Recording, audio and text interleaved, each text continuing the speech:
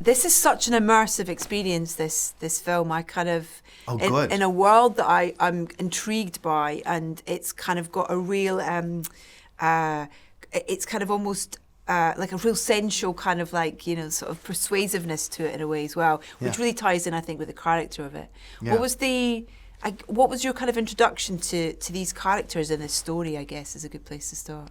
I guess I read the book. Yeah. Mike Goodrich, the producer, sent it to me. We had lunch, and he said, read this book. And I read it about 8 years ago, and I really, same as you, I was sort of fascinated by this world. It was exotic. I didn't know much about it. I've never been there, and but I was curious. It was just I was trying to quench my curiosity about the place, about the people that live there, and about this crazy guy who goes there and just pretends to be someone else. And I liked his, and I'm really drawn to stories where I can make an immersive experience, but just on actually nothing. It's just actually his internal journey rather than having big shootouts and car chases and trying to make it immersive by people just sort of working out that internal action sequence within themselves. Oh, that's such a good way of putting it. And it is also that thing as well, I think, of where the notion of us being able to escape or run away to another part of the world and create a completely new persona. There's something really romantic about that as well, and kind of really appealing. I read a couple of articles of people basically inventing, and found its way into the movie, inventing, you can buy a new personality in Manila, for a couple of a death certificate and a new passport and so forth.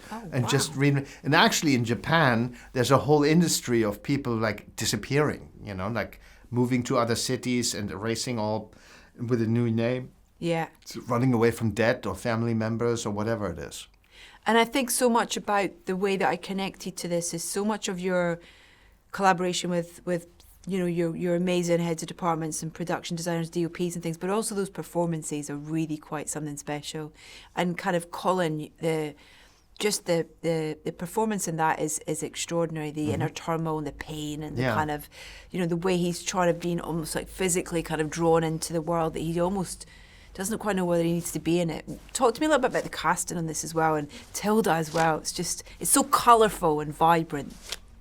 I think that's a good term. I wanted the movie. I mean, the movie is a pretty dark subject matter, and I wasn't so interested in making a movie about a dark subject matter in a dark way. Yeah. I wanted it to be fun and operatic and over the top, and in the end, it's a celebration of life rather than and so let's put all the colors and walks of life into it and mix it up and let it explode into the world. And I saw.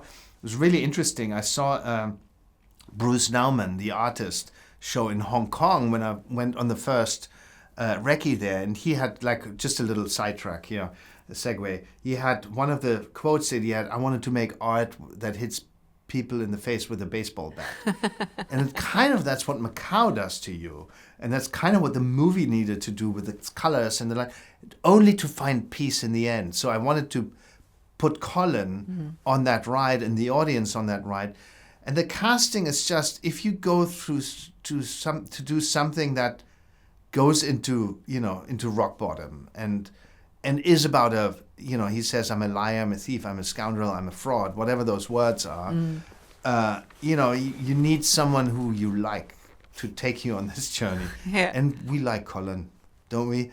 He just emanates kindness and generosity, and he just gives and gives and gives, no matter to who, to the crew, to the other cast members. When he performs, he gives to Tilda. She comes and goes whoa. You really literally see it on her face. I shot Colin's close up first, I think, and he just does it, and he goes, and she does, whoa, all right, I'm going to have to give back. It's inspiring. It inspires everyone. I guess so great, because I imagine that actors don't get that all the time. Do you know what I mean? In terms of, and I do think that he's not an unsung hero, but I just think he's got so much in him. And I think that, like you say, it kind of comes from such a kind, genuine place that he's able to play so well and just to really stretch out to different areas that people kind of maybe don't expect him to be able to reach. But another character is the location in this, for sure, and you talk about going to Hong Kong on a recce and Macau as well. I guess there was never any question that you would not shoot in those locations, or No, they had to it be. had to be there. Yeah. It's just so specific. I wouldn't have known where to do it. And it's problematic because there's no tax break. You know, it's expensive there. You have to put the entire crew there, and so it's a trek, and it's not very plannable. You know, there's a lot of insecurities with shooting there with the government and the casinos and so forth, and high rollers coming in, taking away the location because they want to spend their money there. Yeah. So it's not a very smart way to make a movie, but it's kind of a compulsive way, and it was so it had to be. It's just there was no way around the place. It's part of the movie. Yeah, and did that bleed into the conversations then you had with Volker? You know, in terms of there being the story, there being the characters, but there also being this location that is kind of so important to how we experience it. Yeah, and I wanted, we always want to make music in the film that kind of comes from inside of Colin, and it's maybe in the beginning, it's boisterous and bold because he is, presenting himself to that world. He has a ridiculously green suit on, and so the music needs to be, "Ba-ba, here I am." And we've seen behind the facade a little bit. Mm-hmm. We've seen a glimpse of him waking up. And so it needs to be that. And it slowly crumbles and becomes more fragile and influenced by his experiences and by the people that he meets and by the place, and slowly becomes quieter and more poetic, I guess. Mm-hmm. Were there any specific kind of reference points musically you had for this film? I think opera. Let's be operatic, and let's be bold, and let's be... bold and boisterous. I don't know specifically like any songs or cues, but there's one source music in the movie, and that actually came from Colin. It came from him. It's the gorging yourself on lobster and steak and everything. And I remember sitting there and filming it and thinking, where the hell does this music come from? It's bothering me. I want quiet. Until I realized it's Colin listening to it on his headphones. No way. And the good thing was it fit the scene. It was the great atmosphere for the scene. And so I went over and said, what is this? And it was Bach. And it was like some organ piece, some manic inner organ. And so I felt like, that's perfect. I'm going to put it in the scene, in this movie. And so... it's just is a good way to explain how aligned Colin and I were in terms of he knew what type of movie I was making. I knew what he put into this performance, where it came from, and Volker took that as an inspiration of, all right, if that piece is in, then I'm going to do this. Yeah. So it all informs each other. I love the idea of you go, where's that music Bloody Colin. coming from? That scene's extraordinary. Yeah. That's kind of like the the obese kind of just overindulgence of it is I can't imagine what it was like for him. I imagine there was maybe a few versions of that had to be done. We did probably, nice guy that I am. I only did one take per setup. Oh, wow. Because I thought I'm not going to get a great performance. It's going to do 5 takes per shot, and I don't need it because it's like 5 seconds here and 4 seconds, and I knew where it was, but I didn't want to cut it up too much, so I cut the whole he went through his motions of, I'm going to eat the steak, I'm going to eat the lobster, I'm going to eat the bread and the cake and drink the champagne in sort of the same order, maybe sometimes different. It didn't really matter. I don't care about the continuity of it, and especially in that scene. So, and I knew, okay, I'm going to film that. Let's start with the close-ups to get it out of the way and really have them. But because by take 3 or 4, it's hard. It's hard to put all that food into yourself. And so we probably made 15 different angles. And I love that shot with pull back where you see him in this sort of doorway of him running away from the table to be sick sort of thing as well. It's the physicality of the character as well is kind of really something. Mm-hmm. And I wanted to ask if you'd had a conversation with Volker about the kind of, I don't want to give anything away really for an audience who haven't seen the film yet, but obviously there's a question about reality. Yeah. Or real situations in well the film. Put. Thank you. Ambiguously put. Yeah, but when you're thinking about how you score that side of it so that you aren't giving anything away to the audience, so that it's it's keeping the audience guessing in a way as well, that's got to be a really because music has that ability to tell us something before it happens sometimes. Yeah. So that's got to be so cleverly kind of thought out in terms of if you have music at those points and what that is as well. It's a little bit different with here because in China, the belief is a very different belief than the Western belief. That reality exists. It doesn't really exist in our I love that. In our world. So it didn't have to be that different. Okay. I mean, we treated her really, or the situation, Bowman. We treated it as the real thing, you know. And who knows? It is, for me, it's real. Yeah. It's real. And it's real for the Chinese audience, and it might be real for some. And I like that there might be a discussion afterwards between you and your wife or husband when you watch the movie and go like, what do you think? When did that happen? When was it real? What was not real? What was imagination? What was ghostly? All those things, can be a discussion, and that's totally fine. Who cares what's real? Yeah. Actually, the really nice thing that Tilda said in the beginning, and that's why we had fun with her costume and her hair and so forth, and she invented this character. She said, like, we're making a movie, reality is boring. And that's kind of a little bit the motto. I love that. Reality is, come on, we have it every day. Let's make a movie. Yeah, I wanted to ask about that whole kind of almost the silhouette of her as well. It's kind of like the hair and the glasses and the clash in the colours and all that. It's so brilliant. And I guess it's that from her reading the script that she's kind of, like you say, it's like it's play for actors, isn't it, in terms of them bringing it to life. And costume is such a big part of that. It's and if you know Tilda's public persona, you obviously know costume, fashion, hair, whatever is an interesting part of her. It's a performance. She's like a full performance. The whole persona is and it's interesting that you use the word silhouette because that's what she used on my first phone call with her. She said, "I always start with the silhouette.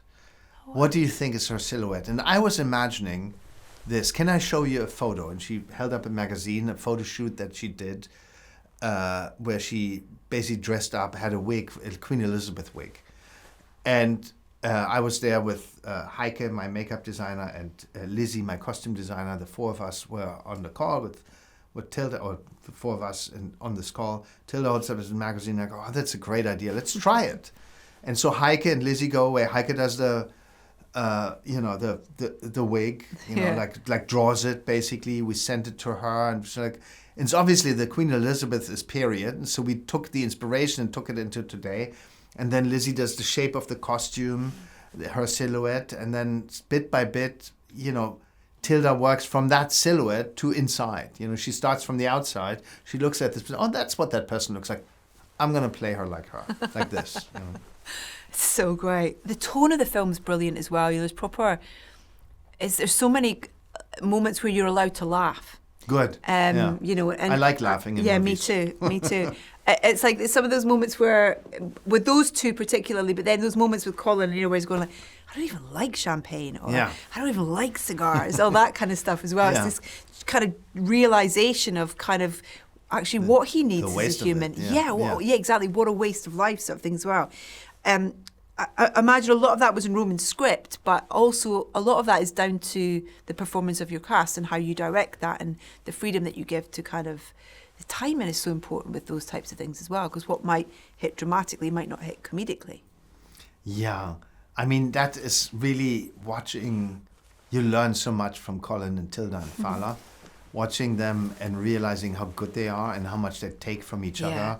And just, it's very often, it's actually a lot of the comedy came from Tilda's reactions to Colin. And I think a lot of it came from that she realized how vulnerable he's going to be and how open he's going to be. And then because she was like much more of a square person, right, from England and this detective and hunting him, but he touched her. He touched this woman's inside. And then she said, she slowly realized, I'm going to have to show that. And it was so beautifully tender. It actually turned out to be a kind of a tender love story also between those two. Yeah. Fala's amazing. And that kind of almost... it's almost like a levitational performance in a way, in terms of the way she moves. It's such a kind of poetic movement to her kind of presence in those scenes as well. and makes such an impact on Colin's character, like Yeah. massively. Yeah. And that location that's out in the island, that's just so stunning. I could have a kind of spin-off film of just that. Yeah, as well. and you know what it felt like, because we had shot about 6 weeks in Macau. And Macau is basically you're locked inside and air conditioned, and hardly any windows or no windows in the casinos, and you lose track of time. We shoot a lot of nights. It's very hot outside, so you're quite locked in, and there's no nature. You know, everything is plastic. Even the lawn is plastic. You know? Wow. And so plastic and marble and glass, you know, and steel. Yeah. And so shooting there, and I really wanted a tiny crew for that. I thought, like, okay, we're going to be on this small pontoon in the middle of the water. Let's be 10 people, not 50. Because if we're 50, it's going to be chaos. So we're really 10 people quietly recording the sound and the image of, you know, these very tender interactions. And for the first time, it's also Colin waking up in basically in heaven. You know, it's nature, it's lapping water, it's wind in trees, it's chirping birds, so all that stuff. And you see it in his face. He's suddenly, he relaxes, and hopefully the audience relaxes into that with him. Yeah. Not for long, though. Yeah, and his linen pajamas. Yeah, Yeah. for sure, definitely. Those kind of little details, though, like the gloves, the way that he looks at the cards, all those kind of like little details are so kind of just connected to so much of the storytelling sort of thing. And was that in the script about how he looks at the cards? Because that's like... No, it wasn't, because we learned it in Macau. Oh, wow. Basically, we walked around the casino floors. I don't gamble. I'm not interested in losing money. So I just look at it and I'm curious why people do it. But what I was curious about is there were, like, around the tables, you know, a lot of people started assembling when someone won. Yeah. And so they're lucky tables. It's really the belief in luck. And Baccarat is an entire game of chance. You know, it's like you toss a dice and you win or you lose. And so there's no knowledge to this, or no technique to it.